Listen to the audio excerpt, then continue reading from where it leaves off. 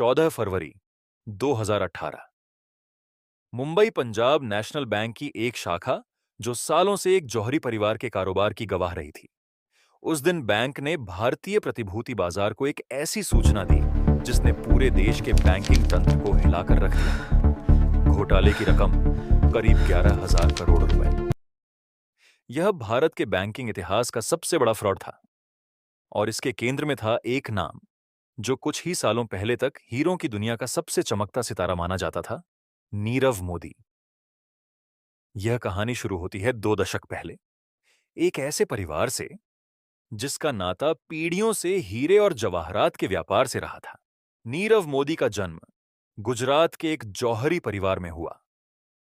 उनका परिवार बेल्जियम के एंटवर्प शहर में हीरा व्यापार से जुड़ा था, जो दुनिया भर में हीरे की तराशी और व्यापार का सबसे बड़ा केंद्र माना जाता है। नीरव ने अपने मामा मेहुल चौकसी के व्यापारिक साम्राज्य के साये में बड़ा होना शुरू किया। मेहुल चौकसी खुद गीतांजलि जेम्स नाम की एक बड़ी आभूषण कंपनी के मालिक थे। नीरव ने कम उम्र में ही इस कारोबार के गुर सीखने शुरू कर दिए।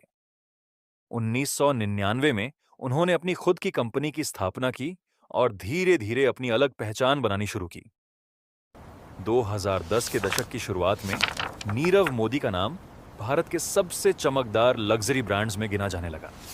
उनके डिजाइन किए गए हीरे के गहने हॉलीवुड और बॉलीवुड की मशहूर हस्तियों द्वारा पहने जाने लगे। कान फिल्म फेस्टिवल के रेड कारपेट पर उनके गहनों की चमक बार बार दिखाई देने लगी। फोर्ब्स जैसी पत्रिकाओं ने उन्हें भारत के सबसे अमीर लोगों की सूची में शामिल किया। लेकिन इस चमकदार साम्राज्य की नींव के नीचे बरसों से एक अलग ही खेल चल रहा था। हीरे के व्यापार में एक बुनियादी जरूरत होती है। कच्चा माल विदेशों से मंगाना पड़ता है, भुगतान अक्सर तुरंत करना होता है, जबकि तैयार माल की बिक्री और भुगतान वापस आने में महीनों लग जाते हैं। इस जरूरत को पूरा करने के लिए व्यापारी अक्सर बैंकों से अल्पकालिक विदेशी मुद्रा आरण लेते हैं। नीरव मोदी की कंपनियों ने भी यही रास्ता अपनाया, लेकिन एक ऐसे तरीके से जो नियमों से परे था।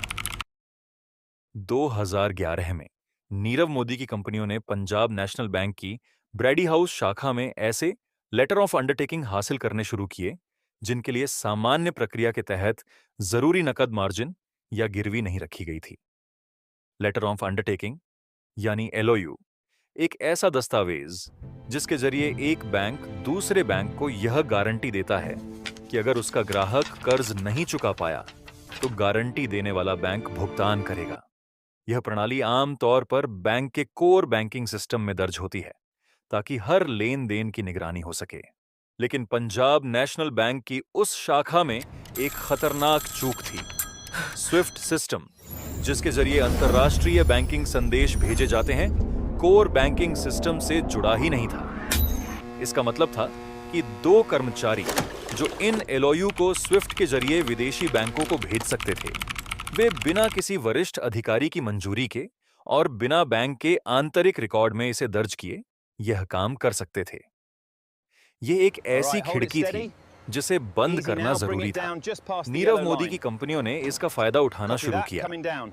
हर बार जब एक पुराना एलओयू चुकाने की मियाद करीब आती, एक नया एलओयू जारी करवा लिया जाता। पुराने कर्ज को चुकाने के लिए नया कर्ज लिया जाता।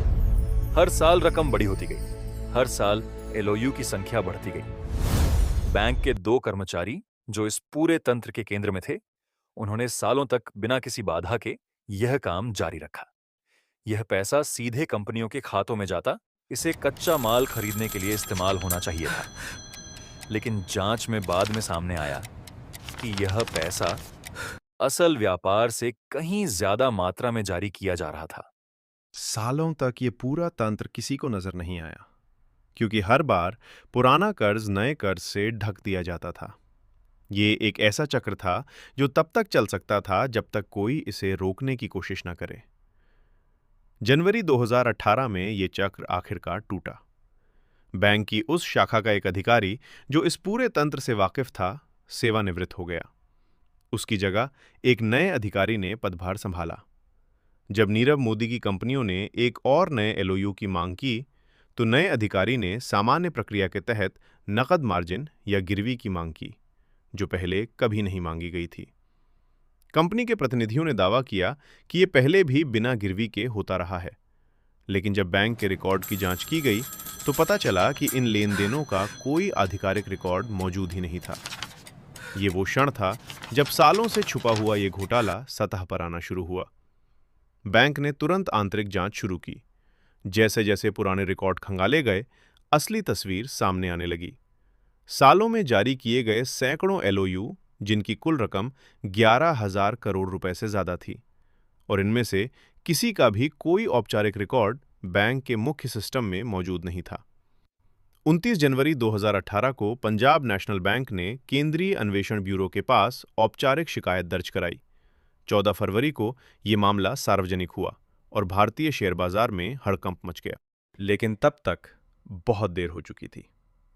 जांच शुरू होने से पहले ही जनवरी 2018 की शुरुआत में नीरव मोदी और उनका परिवार भारत छोड़ चुके थे। ठीक उसी समय मेहुल चौकसी भी देश से बाहर निकल गए। ये महज इत्तेफाक नहीं लग रहा था। ऐसा प्रतीत होता था कि उन्हें पहले से अंदाजा हो गया था कि यह भंडाफोड़ अब टाला नहीं जा सकता। जिस दिन यह घोटाला सुर्खियों में आया, उस दिन तक दोनों मुख्य आरोपी भारतीय सीमा से बाहर जा चुके थे। अगले कुछ हफ्तों में जांच एजेंसियों ने दोनों की संपत्तियों पर कार्रवाई शुरू की। प्रवर्तन निदेशालय यानी ईडी और सीबीआई ने मिलकर देश भर में छापेमारी की। हीरे, सोना और बेशकीमती जवाहरात जब्त किए गए, जिनकी कीमत सैकड़ों करोड़ रुपए आंकी गई। कंपनियों के बैंक खाते सील किए गए, संपत्तियां कुर्क की गईं। लेकिन दोनों मुख्य आरोपी अब भारत की पहुंच से बाहर थे। नीरव मोदी लंदन पहुंच गए थे। मेहुल चौकसी ने कैरेबियाई द्वीप एंटीगुआ और बारबूडा की नागरिकता पहले ही हासिल कर ली थी और वहीं जाकर बस गए। भारत सरकार ने दोनों के खिलाफ रेड कॉर्नर नोटिस जारी करवाए और उनके प्रत्यर्पण की प्रक्रिया शुरू की। लेकिन अंतर्राष्ट्रीय कानूनी प्रक्रिया धीमी और जटिल थी।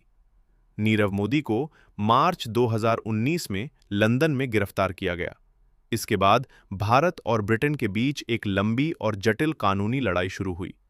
भारत सरकार ने ब्रिटिश अदालतों में उनके प्रत्यर्पण के लिए याचिका दायर की।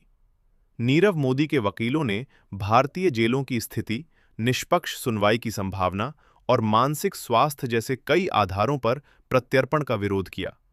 ये मामला वर्षों तक ब्रिटेन की अदालतों में चलता रहा। फरवरी 2021 में लंदन की एक अदालत ने भारत के पक्ष में फैसला सुनाते हुए प्रत्यर्पण को मंजूरी दी। लेकिन नीरव मोदी ने इस फैसले के खिलाफ ब्रिटेन की उच्च अदालतों में अपील की और वे तब से लंदन की वैंड्सवर्थ जेल में बंद रहते हुए कानूनी लड़ाई लड़ते रहे। मेहुल चौकसी का मामला और भी उलझा हुआ निकला। एंटीगुआ की नागरिकता हासिल करने के बाद मई 2021 में वे रहस्यमय तरीके से डोमिनिका में पाए गए, एक दूसरे कैरेबियाई देश में, जहां उनके पास वैध प्रवेश दस्तावेज नहीं थे।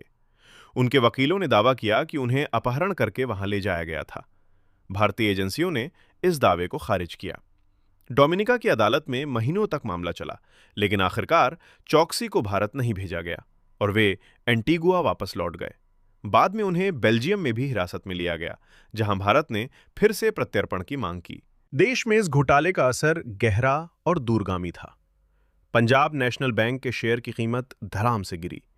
बैंक को भारी वित्तीय नुकसान झेलना पड़ा और इसका असर सार्वजनिक क्षेत्र के पूरे बैंकिंग तंत्र पर पड़ा। रिजर्व बैंक ऑफ इंडिया ने तुरंत सभी बैंकों को एलओयू और लेटर ऑफ कंफर्ट जैसे साधनों के इस्तेमाल पर सख्त पाबंदियां लगा दी। बैंकिंग प्रणाली में स्विफ्ट सिस्टम को कोर बैंकिंग सिस्टम से जोड़ना अनिवार्य कर दिया गया, ताकि भविष्य में ऐसी खामी का फायदा न उठाया जा सके। संसद में इस मुद्दे पर लंबी बहस हुई। विपक्ष ने सरकार और बैंकिंग निगरानी तंत्र की विफलता पर सवाल उठाए। ये मामला भारत के बैंकिंग क्षेत्र में निगरानी और जवाबदेही की खामियों को उजागर करने वाला एक निर्णायक क्षण बन गया। भारतीय जांच एजेंसियों की कार्रवाई इस बीच लगातार जारी रही। सीबीआई और ईडी ने हजारों करोड़ रुपए की संपत्तियां जब्त कीं और उन्हें नीलाम कर बैंक के नुकसान की भरपाई करने की कोशिश की। बैंक की चार्जशीट में दर्जनों लोगों के नाम शामिल थे, कंपनी के कर्मचारियों से लेकर बैंक के भीतर के अधिकारियों तक, जिन्होंने या तो सीधे इस धोखाधड़ी में मदद की या फिर लापरवाही और निगरानी की कमी के चलते इसे सालों तक चलने दिया। आज इस घोटाले के सामने आने के सालों बाद भी नीरव मोदी लंदन की जेल में कानूनी लड़ाई लड़ रहे हैं।